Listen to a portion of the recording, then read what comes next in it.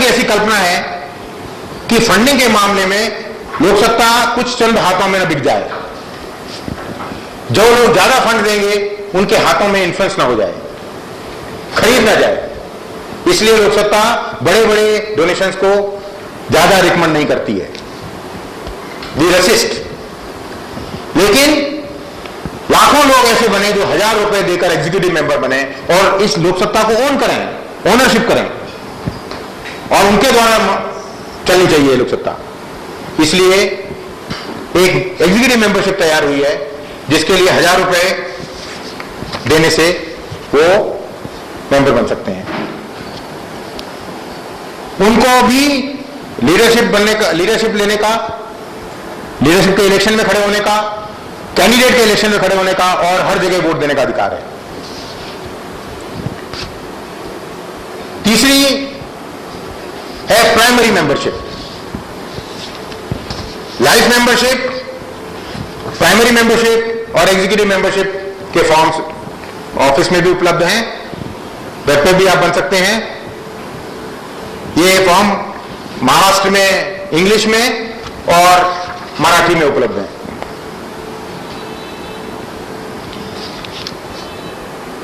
Primary membership 100 रुपए साल की होती है, लेकिन प्राइमरी मेंबरशिप को लीडर के इलेक्शन में खड़े होने का अधिकार नहीं है, कैंडिडेट बनने का अधिकार नहीं है।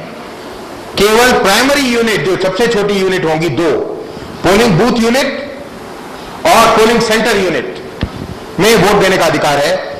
वार्ड, तालुका लेवल का जो इलेक्शंस होंगे उसमें उनको वोट देने का अधिकार नहीं है। क्यों? उसके कारण मैं डिस्कस करूंगा अपनी एक्सपीरियंस के दौरान, जब मैं आपको लोकसत्ता की, ये भी 5 साल की जर्नी हो रही है लोकसत्ता पार्टी की इलेक्शन पॉलिटिकल सीन में, उसमें क्या क्या एक्सपीरियंसेस हुई है, क्यों ऐसा एक कंडीशन डाली गई है, उसकी चर्चा हम करेंगे। उसके लिए भी फॉर्म वही है। आखिरी मेंबरशिप फॉर्म है वॉलंटरी मेंबरशिप। कई ऐसे लोग हैं, लाखों लोग हैं जो करना चाहते हैं, देश में पार्टी भाग लेना चाहते हैं, लेकिन 100 रुपए भी साल का नहीं दे पाते, नहीं दे सकते, बहुत हो गए। हमारे यहां बहुत गरीबी है, लेकिन उनको भी एक मौका मिलना चाहिए आगे आने का, भाग लेने का, क्योंकि उनका स्टेक सबसे ज्यादा है इस देश में कंपेयर टू हम लोग जहां बैठे हुए हैं। उनके लिए एक मेंबरशिप है स्वयं सेवक मेंबरशिप, 10 रुपए की जीवन भर, आजीवन आप स्वयं सेवक मेंबर बन जाएं, 10 रुपए दे दीजिए। फॉर्म उसका अलग है, सिंपल फॉर्म है, क्योंकि बाकी मेंबरशिप फॉर्म में यह भी पूछा जाता है कि आपके ऊपर क्रिमिनल रिकॉर्ड है। क्रिमिनल रिकॉर्ड है तो खतरा है, मेंबरशिप नहीं मिलेगी, रिजेक्ट हो जाएगी। क्योंकि सारे मेंबरशिप का जो इवैल्यूएशन होता है, सारे मेंबरशिप को जो एडमिशन होता है, वो इलेक्शन अथॉरिटी करती है। ये सारे फॉर्म इलेक्शन अथॉरिटी के पास जाते हैं, इलेक्शन अथॉरिटी तय करती है मेंबर बनोगे कि नहीं बनोगे। इलेक्शन अथॉरिटी को ये लग गया कि आप क्रिमिनल हो, ये हो, पीछे बहुत रिकॉर्ड है, रिजेक्ट कर देगी आपकी मेंबरशिप, आपका पैसा वापस दे देंगे। क्योंकि हमें विश्वास है कि करोड़ों ऐसे जो लोग हैं इस देश में जो क्रिमिनलाइजेशन के अगेंस्ट हैं, एक भी उनके ऊपर दाग नहीं है। ऐसे लोगों को आगे आने का मौका मिलना चाहिए against those people who have ट्रेमेंडस criminal record. दूसरा, लेकिन ये स्वयंसेवक फॉर्म जो है, जो स्वयंसेवक बनना चाहते हैं, उनको they are non voting members, उनको वोटिंग का कोई अधिकार नहीं है। क्यों नहीं है उसकी भी चर्चा हम करेंगे, लेकिन उनको पूरा अधिकार है इस ऑफिस में आने का, चर्चा में भाग लेने का, अपने व्यू पॉइंट बताने का। उनको कोई किसी मीटिंग में, जो जहां पब्लिक मीटिंग या जनरल मीटिंग हो रही है, उसमें रोक नहीं सकता कोई, क्योंकि हर लेवल पर जनरल काउंसिल है। यानी वार्ड में जनरल काउंसिल होती है, जनरल काउंसिल में उनका पूरा अधिकार है, वो पार्टिसिपेट करें और अपनी बात रखें। उनको ये नहीं कहा जा सकता, लेकिन उनको वोटिंग देने का अधिकार नहीं है। क्यों नहीं है उसका चर्चा हम करेंगे जैसे जैसे अपने एक्सपीरियंस में जाऊंगा। लोकसत्ता पार्टी कॉन्स्टिट्यूशन इस तरह का होता है, छोटी सी किताब है, सबको दी जाती है पॉकेट में। अब हमने प्रिंटिंग करना बंद कर दिया है क्योंकि नेट पे अवेलेबल है, सुरेश नंदावत जी के बारे में कहा था मैंने, ऐसे ही हमारे नेशनल ट्रेजरर है मिस्टर प्रसाद, उनके बारे में भी बता दूं। इन दोनों का मानना है कि जब नेट है तो उसको यूज करो, पैसे कम से कम खर्च करो।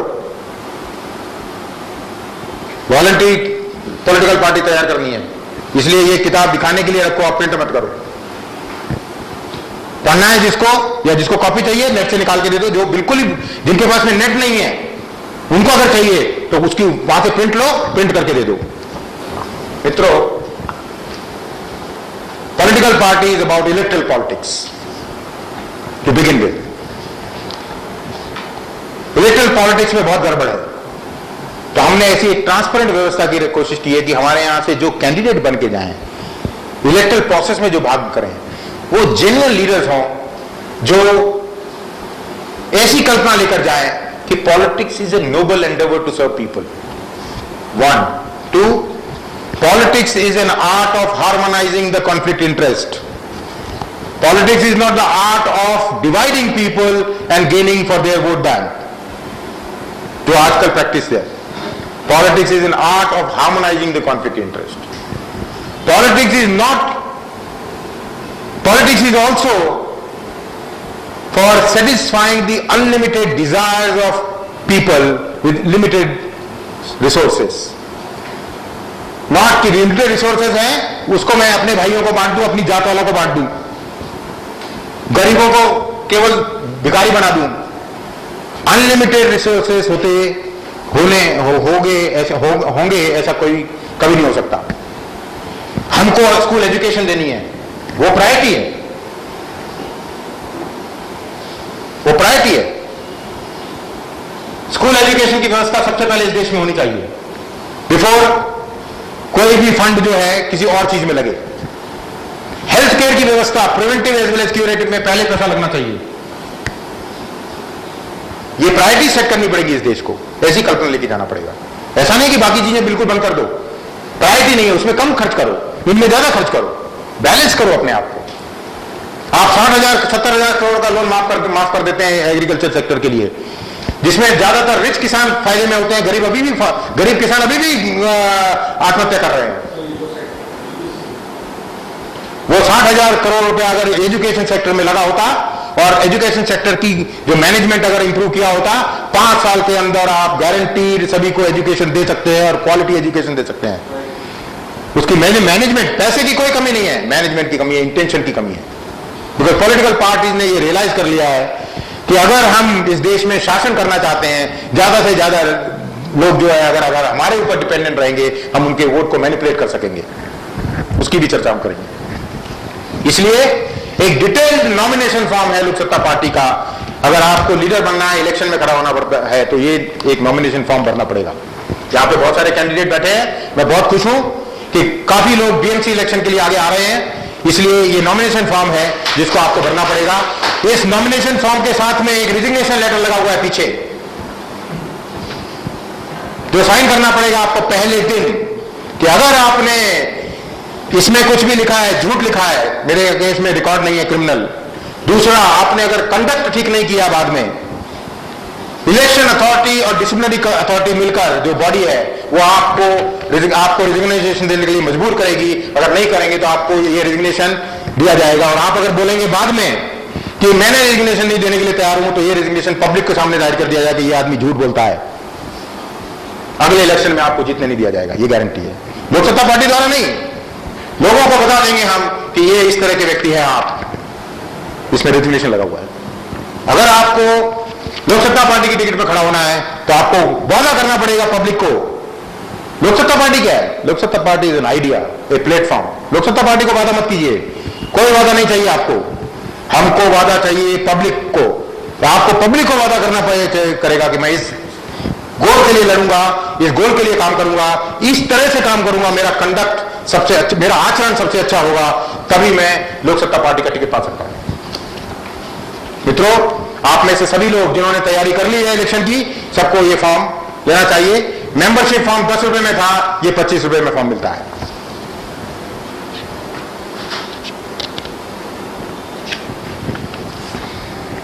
इसमें काफी डिटेल्ड है, रेफरेंसेस देने पड़ते हैं।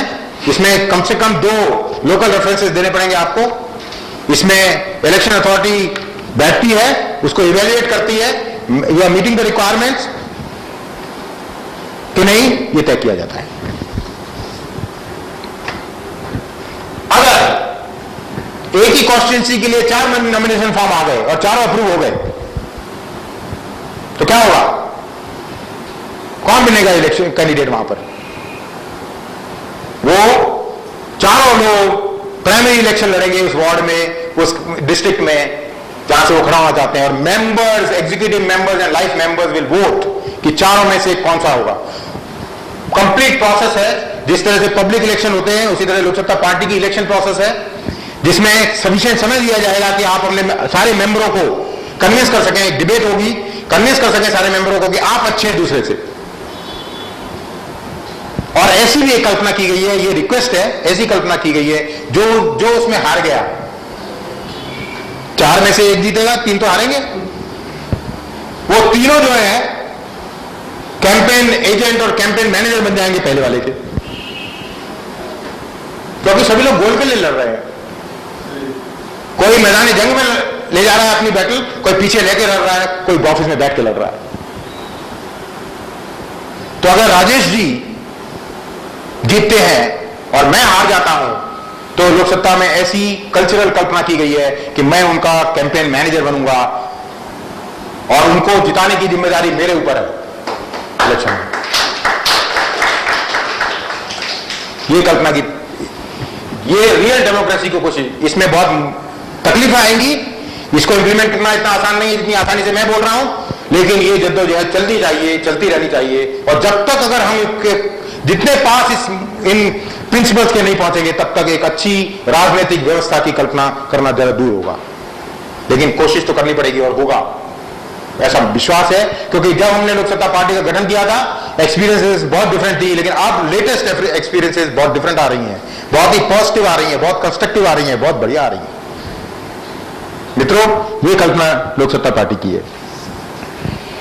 तो वेरियस यूनिट्स हैं जिस तरह से होती हैं, state unit, district unit, constituency unit, parliamentary unit, ward unit, gram sabha unit, polling booth unit, polling centre unit. मैंने आपको ओवरऑल आपको उसकी कल्पना दी है। जैसा मैंने आपको बताया कि लोकसत्ता पार्टी की एफिलिएटेड ऑर्गेनाइजेशन है महिला सत्ता, विद्यार्थी सत्ता, युवा सत्ता, उपाध्याय सत्ता, किसान सत्ता। महिला सत्ता अभी इस समय सबसे powerful organisation, central organisation of Loksatta party. पहली बार महिला सत्ता ने आंध्र प्रदेश में वहां पर बेल्ट शॉप, मतलब हर दुकान में शराब मिलती है वहां। आंध्र प्रदेश सरकार ने व्यापार, लिकर डिस्ट्रीब्यूशन यानी शराब डिस्ट्रीब्यूशन को बिजनेस बना लिया है। ज्यादा से ज्यादा एक्साइज कलेक्ट करने के लिए उन्होंने बेल्ट शॉप, मतलब जिसको किसी तरह से एक्साइज का कोई भी बेचो, घर घर में शराब ऐसे अवेलेबल है। काफी घर बर्बाद हो गए। हमने बोला क्या सरकार के पास जाए हम इसकी पॉलिसी को चेंज करने के लिए? वो तो करना ही चाहिए, थोड़ा बहुत चेंज करना पड़ेगा। हमने बोला महिलाओं को यह का काम है कि बहुत बड़ा मूवमेंट चल रहा है आंध्र प्रदेश में, महिला सत्ता की महिलाओं ने दुकानें बंद करना शुरू कर दिया है। जबरदस्ती नहीं, जबरदस्ती मारामारी नहीं करते जिस दूसरी पॉलिटिकल पार्टी करती है, जाके तोड़ नहीं देते दुकानों को। लेकिन जिनके पास में लाइसेंस नहीं है, महिला सत्ता की वॉलंटियर्स ने उनको अरेस्ट किया, क्योंकि इंडियन पिनल कोड में एक सेक्शन है जो अभी तक यूज नहीं किया है पब्लिक ने।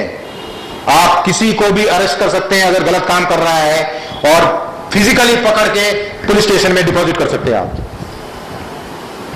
महिला सत्ताओं की वॉलंटियर्स ने आंध्र प्रदेश में जिले जिले में कई दुकान वालों को जिनके पास लाइसेंस नहीं है और शराब बेच रहे हैं, वो पॉलिटिकल पैट्रनेज के कारण, पॉलिटिकल सपोर्ट के कारण ऐसे लोगों को अरेस्ट किया और डिपॉजिट किया। एक मूवमेंट बन रहा है धीरे धीरे। मित्रों, महिला सत्ता सबसे पावरफुल है। युवा सत्ता, विद्यार्थी सत्ता दूसरी पावरफुल ऑर्गेनाइजेशन है आंध्र प्रदेश में। अगर महिलाएं, युवा, विद्यार्थी अगर खड़े हो जाते हैं इस देश में, बदलाव तुरंत आ जाएगा। जिस तरह की कल्पना है उस तरह की कल्पना का बदलाव आएगा। इसलिए हमारा फोकस अटेंशन होना चाहिए विद्यार्थी, युवा एंड महिलाएं, और लोक सत्ता का वो कॉन्स्टेंसी होनी चाहिए जिसपे कि हम ध्यान दें। जैसे मैंने कहा, मेंबरशिप के बारे में आपको समझा दिया मैंने, पॉलिटिकल पार्टीज की में दूसरी पार्टीज में काम करने के तरीके के बारे में बता दिया, फंड कलेक्शन के बारे में बता दिया, कुछ एक्सपीरियंसेस मैं बताऊंगा अभी थोड़ी देर के बाद में, लेकिन कुछ अजय दूसरी पार्टी और हमारी पार्टी लोक सत्ता में क्या डिफरेंस है। दूसरी पार्टी जो है ना, विश्वास करती है कि फ्री बीज पैसे डिस्ट्रीब्यूशन करने से इस देश को चलाया जा सकता है। लोक सत्ता कहती है नहीं, एम्पावरमेंट, सिटीजन को खड़ा करो, पावर मजबूत करो सिटीजन की, हर citizen should be financially and morally strong. ये डिफरेंस है। दूसरा, पब्लिक आज की उसमें पब्लिक फाइनेंसेस के ऊपर कोई भी चेक नहीं है, अकाउंटेबिलिटी नहीं है। 60-70 हजार करोड़ रुपए लोन पेपर में चला जाता है विदाउट अंडरस्टैंडिंग क्या हो रहा है ग्राउंड पर। 1 लाख करोड़ तक जाएगा नरेगा में investment every year. 1 lakh crore, 1,000 नहीं बोल रहा हूं मैं, 1 लाख करोड़, जहां पे काम ना भी करो तो 300 रुपए दिए जाते हैं दिन के, बोगस। 1 लाख करोड़ अगर एजुकेशन व्यवस्था में जाए, हेल्थ व्यवस्था में जाए, लोकल गवर्नमेंट द्वारा उसको इंप्लीमेंट किया जाए, बदल जाएगा आजाद जी सब कुछ। कोई उद्देश्य नहीं। लोक सत्ता बिलीव करती है इसको रिवर्स करना चाहिए प्रोसेस। अरुण जी, आपने कहा था ये लोक सत्ता की कल्पना थी, आपने अच्छी बात कही कल। ज्यादा से ज्यादा फंड जो होने चाहिए वो कहां पे खर्च होने चाहिए? लोकल गवर्नमेंट द्वारा, क्योंकि 80% आपका जो काम है वो लोकल गवर्नमेंट करती है। क्या? पानी, education, electricity, road, school, local government करती है। लेकिन उसको कोई फाइनेंशियल अधिकार ही नहीं है। सब लोकल गवर्नमेंट भिखारी है इस देश में। डिपेंड करती है स्टेट गवर्नमेंट देगी या सेंट्रल गवर्नमेंट कुछ पैसा देगी तो करेंगे। स्टेट गवर्नमेंट को थोड़ा बहुत फाइनेंस है, 30% of the finance comes to the state government total collection का। 70% रिमेन्स विद सेंट्रल गवर्नमेंट। वो जो भिखारी बना, जिसको जो ज्यादा पावरफुल है उसको देती रहती है, जैसे भिखारियों को दे रही है। हमको इसको बदलना पड़ेगा। 70% यहां नीचे आना चाहिए, कम से कम सेंट्रल गवर्नमेंट का इंटरफेरेंस होना चाहिए। ये रिवर्स करना पड़ेगा फाइनेंस को।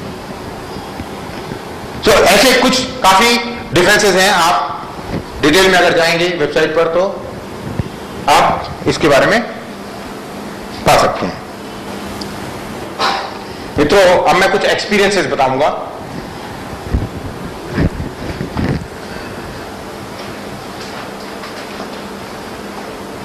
मैं कुछ एक्सपीरियंसेस बताऊंगा मैं कुछ एक्सपीरियंसेस बताऊंगा लोक सत्ता के बारे में, क्योंकि ये बहुत जरूरी है। पिछले 5 साल में क्या हुआ। लोक सत्ता पार्टी का गठन 2006 में हुआ था। उससे पहले लोक सत्ता मूवमेंट के नाम से चलती थी और काफी बदलाव उस समय आए लोक सत्ता मूवमेंट के द्वारा। उसमें से कुछ मुख्य हैं, जैसे 93rd amendment of the constitution. 93rd amendment anti corruption के बारे में है। एंटी करप्शन लॉ था, राजीव गांधी जी के समय में आया था। 1/3 अगर डिफेक्ट होते हैं पार्टी से तो कर सकते हैं, उससे कम नहीं। लेकिन फिर भी मास डिफेक्शन होते थे। एक समय ऐसा था कि जो 2001 की बात है शायद, महाराष्ट्र गवर्नमेंट सारे एमएलए इलेक्शन होने के बाद में बेंगलोर में जाके बैठ गए लीला में, वहां निगोशिएशन हो रहा था गवर्नमेंट कैसे बनेगी। 93rd 2003 में आया। अरुण जेटली जी ने पायलट किया था, लोक सत्ता ने का मसौदा था, और मनमोहन सिंह जी अपोजिशन लीडर थे राज्यसभा में, उन्होंने पायलट किया था और एक ऐसा बदलाव आया एंटी डिफेक्शन लॉ में। अब डिफेक्शन नहीं होता। इसी तरह एक किसी समय कितने भी मंत्री हुआ करते थे, 104 उत्तर प्रदेश में थे एक समय में, सबके सब मंत्री बन सकते हैं। वहां पे एक बदलाव लाया गया। अब 15% जो लोकसभा या असेंबली होती है उसमें 15% से ज्यादा नहीं बन सकते मंत्री। इसका बदलाव एनडीए के समय में आया था। एक पॉलिटिकल फंडिंग रिफॉर्म आया। और जब कॉन्स्टिट्यूशन अमेंडमेंट्स होते हैं ये मान के चलिए कि political parties, Congress, opposition as well as ruling दोनों काम करती हैं साथ में। इसका मतलब इस देश का इतना दुर्भाग्य नहीं है कि ये लोग काम नहीं करते साथ में, जब जरूरत पड़ती है तो करते हैं काम साथ में। तो दूसरा बदलाव आया है पॉलिटिकल फंडिंग।